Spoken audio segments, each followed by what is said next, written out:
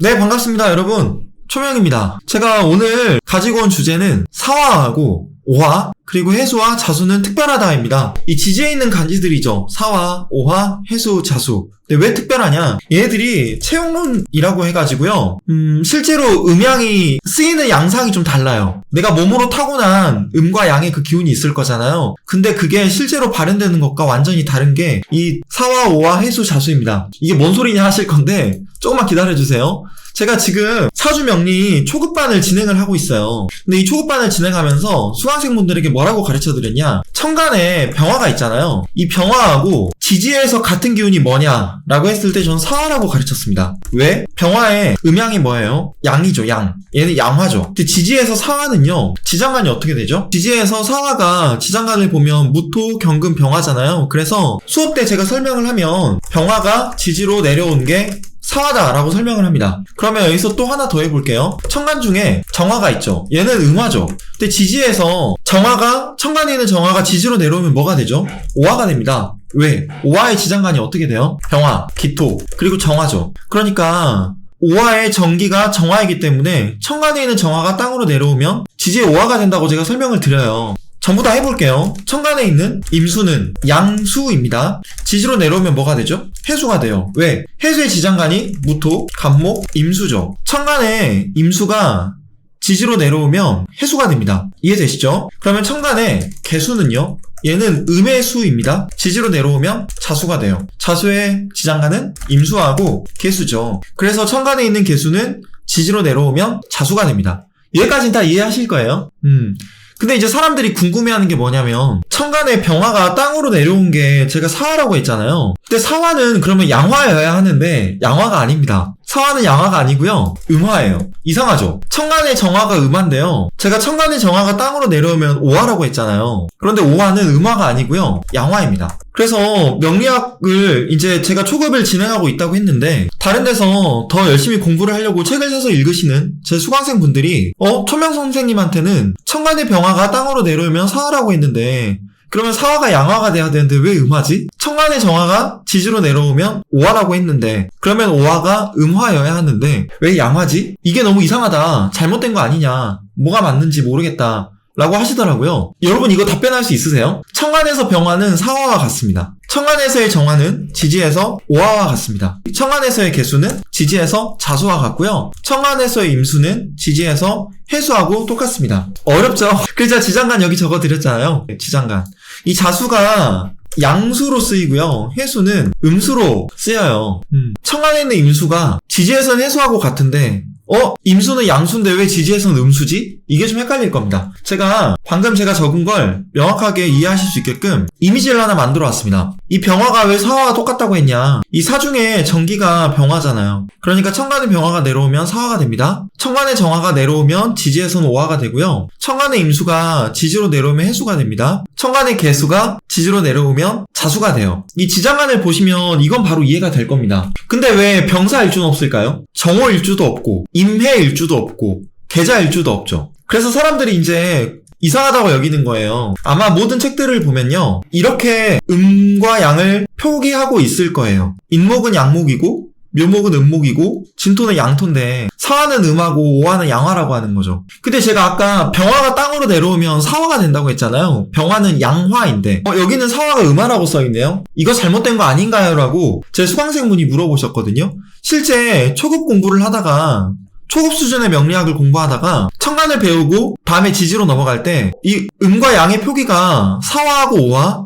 그리고 해수하고 자수가 달라서 많이들 헷갈려 하십니다. 이건 우리 모두가 아는 사실이죠. 병사일주는 없죠. 정오일주도 없고 임해일주도 없고 계자일주도 없죠. 왜? 병화하고 사화는 짝이 될 수 없고 정화하고 오화는 짝이 될 수 없고 임수하고 해수, 개수하고 자수도 서로 짝이 될 수 없습니다.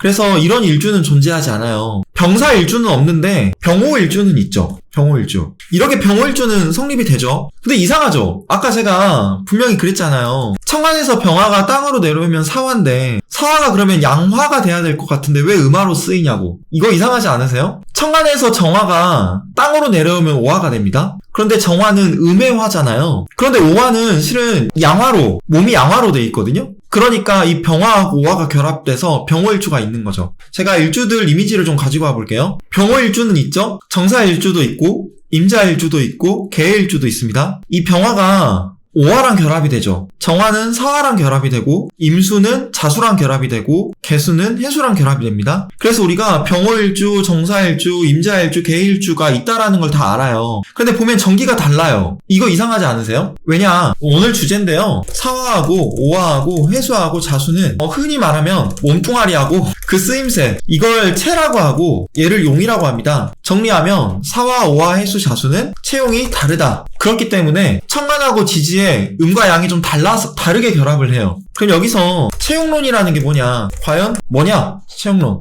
영리학에는 체용론이라고 하는 이론이 있습니다. 이게 본 바탕을요, 체라고 하고요. 그 쓰임을요, 용이라고 해요. 원래 이 체용론이라는 게 되게 어려운 철학적인 개념이거든요. 굳이 따지면 동양 철학에서 음양론이나 그 주자학, 성리학의 이기론 같은 그런 철학적인 개념 중에 하나입니다. 그러니까 체하고 용은 서로 분리될 수가 없고 본체가 있으면 작용도 있으며 반대로 본체가 없으면 작용도 있을 수 없고 작용이 없으면 또 본체의 존재도 알 수 없다.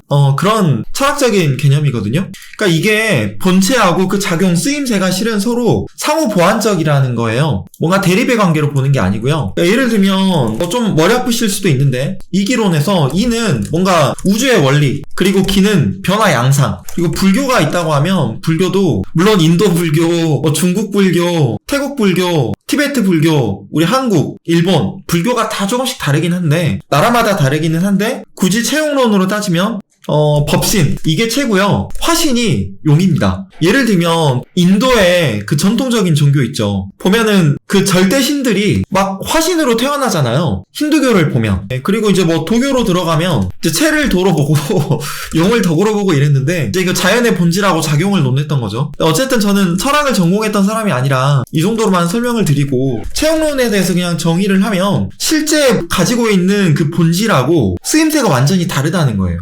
그러니까 그 근본하고 현상이 다르다는 겁니다. 비유를 해볼게요. 절대신이 화신으로 태어난다는 게 뭔가 웃긴다고 하셨는데 예를 들면 인도에서는 힌두교에서 비신유 신이 있죠. 비신유 신이 인간들에게 뭔가 깨달음을 주기 위해 13번째인가 12번째 화신으로 태어난 게 부처라고 설명을 할 겁니다. 이거 웃기지 않으세요? 뭐 아무튼 몇 번째로 또 태어난 게 예수라고도 설명하고 막 그래요.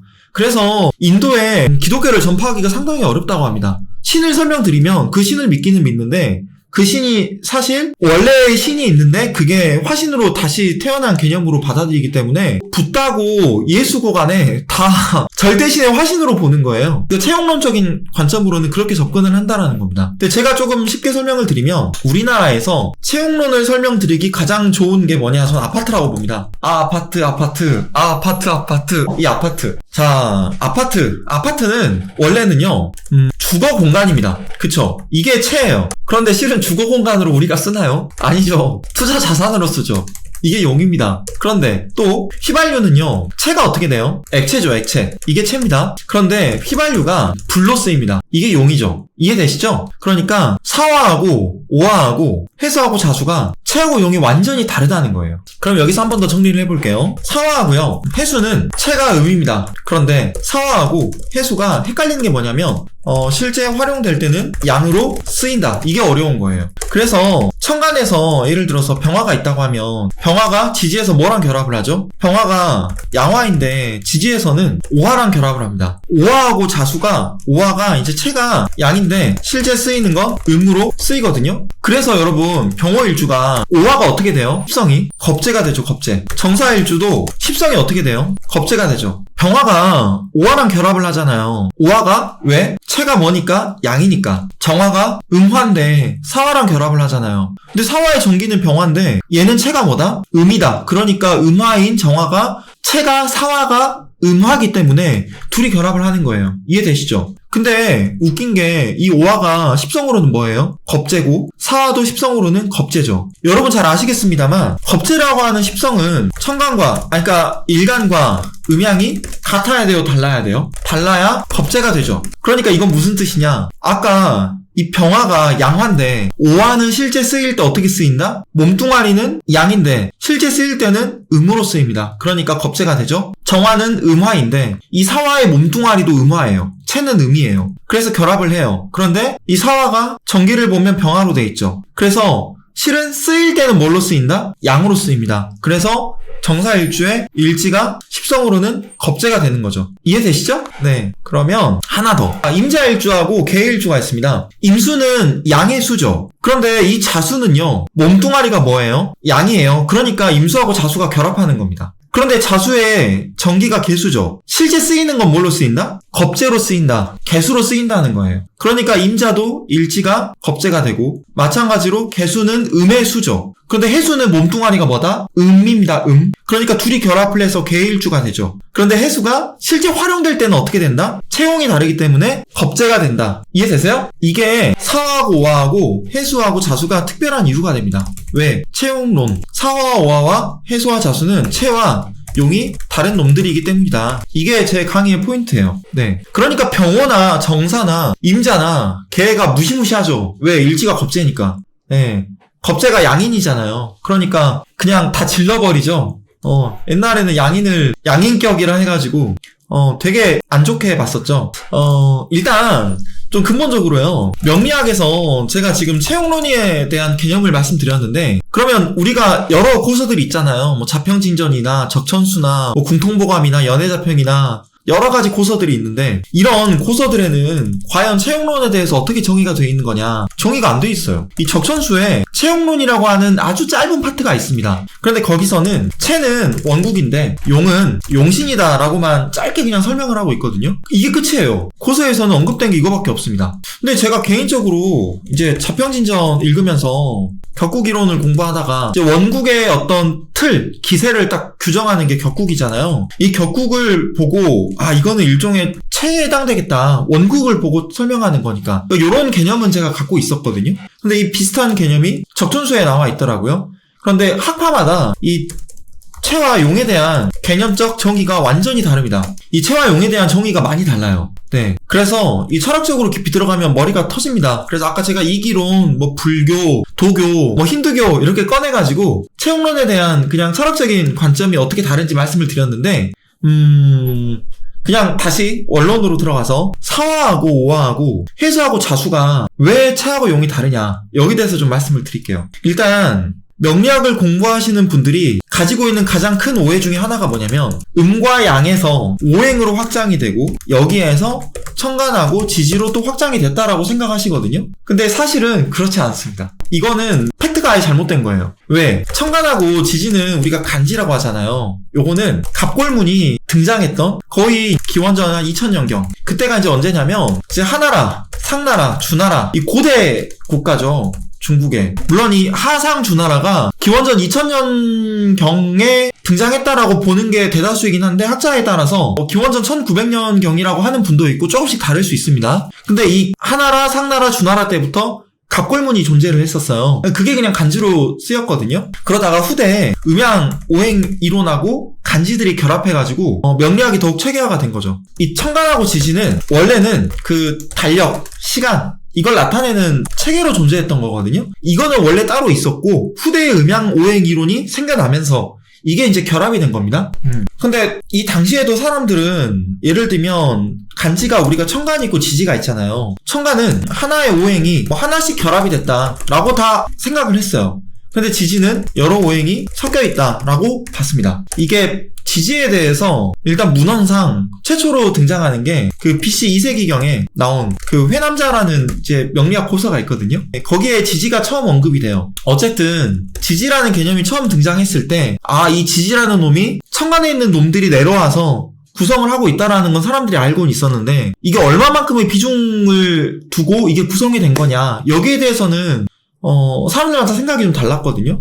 그러니까 인목이라고 하면 우리가 무토, 병화, 간목이 땅으로 내려와서 이루어진 거라고 하는데 예를 들면 뭐 간목이 50%다. 그러면 병화가 30%가 있고 무토가 한 20% 있다. 우리는 이렇게 생각을 하잖아요. 근데 그 당시에는 여기에 대한 이해가 좀 부족했어요. 그러다가 우리 그 당나라, 그 다음에 송나라 이때 넘어오면서 사주명리학이 더욱 체계화가 되기 시작했는데 이때부터 이제 지장간이 나옵니다. 지장간. 정확히는 연애자평이라는 책에 이 지장간이라는 개념이 처음 등장하거든요. 근데 제가 하고 싶은 말은 이 지장간이 처음 나온 연애자평에도 사화하고 오화하고 해수하고 자수의 체와 용이 왜 다른지에 대한 부분이 전혀 안 나와 있다라는 거예요. 그래서 저를 포함해서 이 채용론에 대해서 강의하시는 분들이 사화, 오화, 해수, 자수의 체와 용이 이렇게 다르다라고 설명은 하는데 왜 이게 다르냐에 대해서는 아무도 말씀을 못 하실 겁니다. 명리학의 여러 고서들을 뒤져봐도 이 부분에 대한 설명이 거의 안 나와 있거든요. 그러니까 저는 개인적으로 이게 약간 뜬구름 잡는 이야기처럼 느껴지는 게 우리 그 사주명리학에서 만세력, 사주명리학의 독특한 달력 체계죠. 이 만세력을 누가 만들었느냐? 누가 만들었는지 아세요? 모르잖아요. 약간 그런 느낌인 거예요. 이걸 대체 누가 왜 사화, 오화, 해수, 자수를 왜 누가 만들었느냐? 여기에 대해서 아무도 답을 못 하죠. 근데 사화, 오화, 해수, 자수가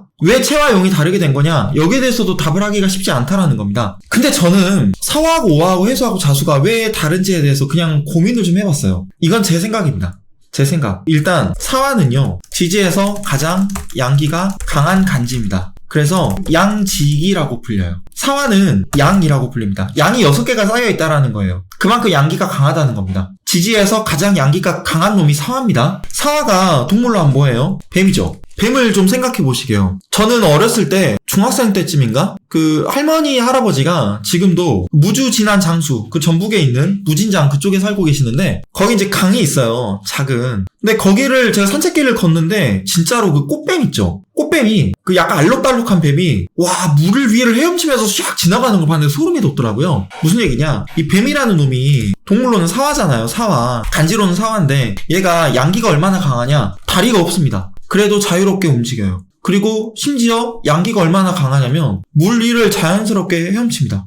헤엄친다기보다는 그냥 물 위를 떠가지고 확 가버리죠. 양기가 엄청 강하다 이거예요. 근데 이런 사화가 예를 들면 진토를 만나면 진사라망이 됩니다. 진토는 화의 기운을 쫙 빼가는 애거든요. 근데 다르게 보면 진토가 수의 기운을 임묘시키는 애죠. 그러니까 수의 기운을 임묘시키는 진토하고 양의 기운이 엄청나게 강한 사화가 만나면 어떻게 돼요? 수의 기운을 작용 못하게 한 놈은 잡아 끌고 한 놈은 양기를 막 퍼부어요. 그러니까 조우가 치우쳐진다 이거예요. 진사라망이 그겁니다. 진토하고 사화가 만나면 라망, 망이 그물망이거든요. 이 라가 제가 이거를 한자로 쓰면요 요렇게 돼요. 진토하고 사화가 만나면 그물을 펼친다가 진사라망입니다. 네, 그러니까 진사라망이 되면 수의 기운이, 음의 기운이 강하게 제압당한다. 음의 기운이 펼쳐지지 못한다라고 보는 게 맞거든요. 그러면 또 잠깐 다른 얘기를 해볼게요. 지지에서 양기가 가장 강한 간지가 사화라고 했습니다. 그러면 지지에서 가장 음기가 강한 간지가 뭘까요? 해수예요, 해수.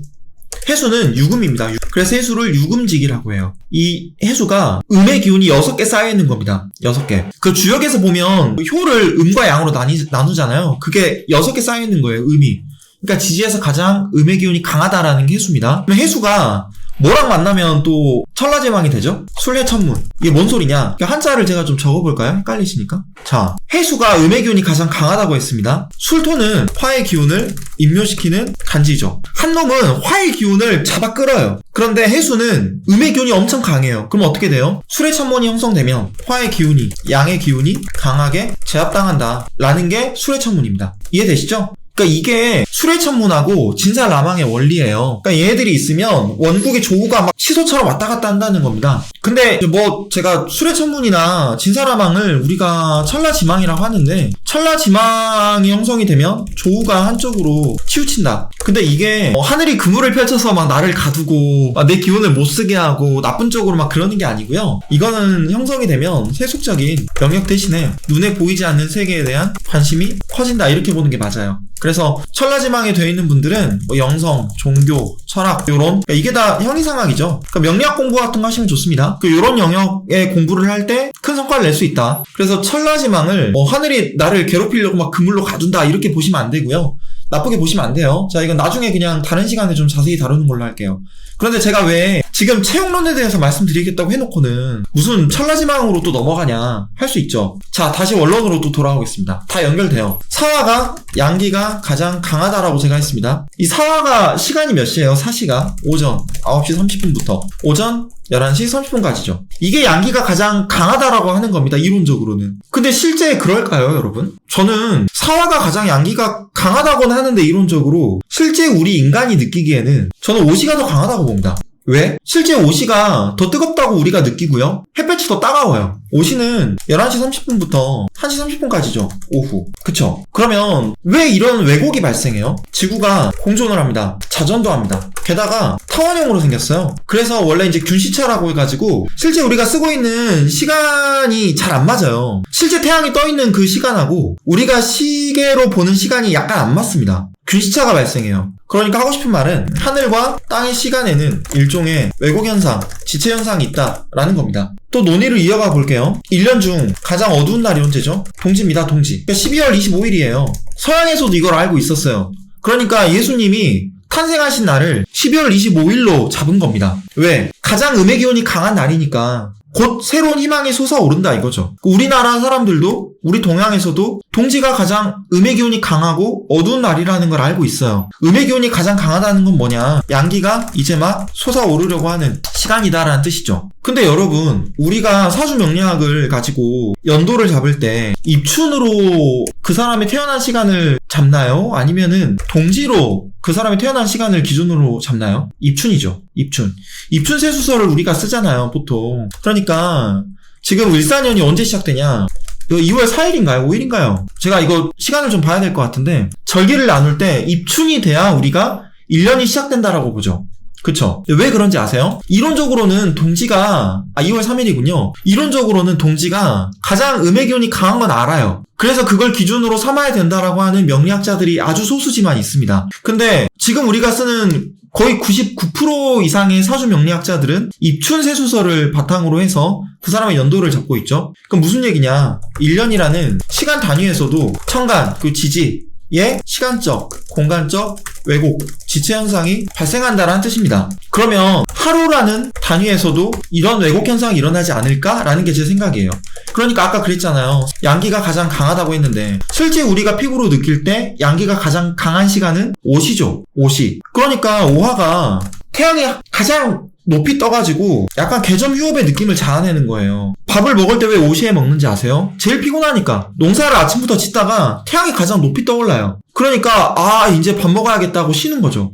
햇빛을 피해서 그늘로 가서 밥을 먹죠. 오화는 일시정지의 느낌이 있습니다. 그런 기운이 있어요. 개점 휴업의 기운을 자아내는 간지입니다. 그러니까 1년이라는 시간 단위에서도 하늘과 땅의 시간적, 공간적 왜곡 현상이 있는데 하루라는 단위에서도 사화, 오화, 해수, 자수에 어떤 왜곡이 있다라는 거예요. 자, 해수는 제가 음의 기운이 가장 강한 간지라고 했습니다. 그래서 제가 해수를 음이라고 했었죠. 근데 여러분, 해수가 몇 시예요? 저녁 9시 30분부터 저녁 11시 30분까지죠. 자수는요? 11시 30분부터 다음날 오전 1시 30분까지죠. 새벽이라고 할게요. 근데 여러분 딱 느낌이 오실 것 같은데 해수가 음의 기운이 강하게 느껴지세요? 자수가 더 강하게 느껴지세요? 자수죠. 그러니까 실은 해수가 육음이라고 해서 이론적으로는 가장 음의 기운이 강한 간지인데 실제 우리 인간들이 느끼기에는 자수가 더 음의 기운이 강하다고 느낀다는 겁니다. 저는 이것 때문에 어쩌면 사화, 오화, 해수, 자수가 결국 이거 그냥 저 혼자만의 이론일 뿐이에요. 어떤 책에도 나와 있지 않고 저 혼자 그냥 생각을 해본 겁니다. 이것 때문에 채와 용이 다르게 된 게 아닐까라고 보는 겁니다. 저는 개인적으로.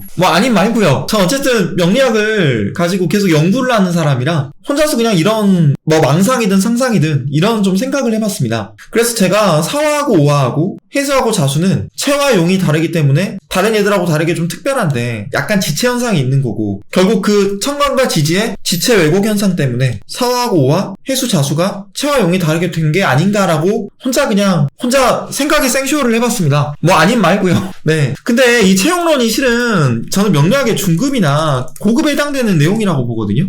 근데 지금 제가 이제 초명의 사주명리 초급 수업을 어제 3강을 진행을 했어요. 그러면서 천간에 대해서 배우면서 제가 병화하고 정화하고 임수하고 개수가 땅으로 내려오면 병화는 사화가 되고 정화는 오화가 되고 임수는 자수가 되고 해수가 되고 개수는 자수가 된다라고 했는데, 근데 병사일주는 없잖아요. 정오일주도 없잖아요. 임해일주나 계자일주도 없잖아요 라고 하면서 책을 보니까 이 사화하고 오화하고 해수하고 자수가 음양이 다르게 표기된 거 아니냐라고 물어보시는 거예요. 그래서 이분의 질문에 대해서 설명을 어떻게 드려야 될까 하다가 이거는 중급이나 고급 가야지 제가 설명드리는 거 이해할 수 있을 텐데 라고 했는데, 이해를 좀 하기 어려우실 수도 있다고 하지만 그냥 제가 나름 생각했던 부분들을 한 번쯤은 정리를 해야 되지 않을까 싶어서 요렇게 그냥 라이브로 풀어봤습니다. 제가 오늘 설명드린 내용은요, 여러분들 구글 가시면 초코명리라고 쳐보세요. 그러면 블로그가 하나 나옵니다. 거기에 제가 오늘 이 사화 오화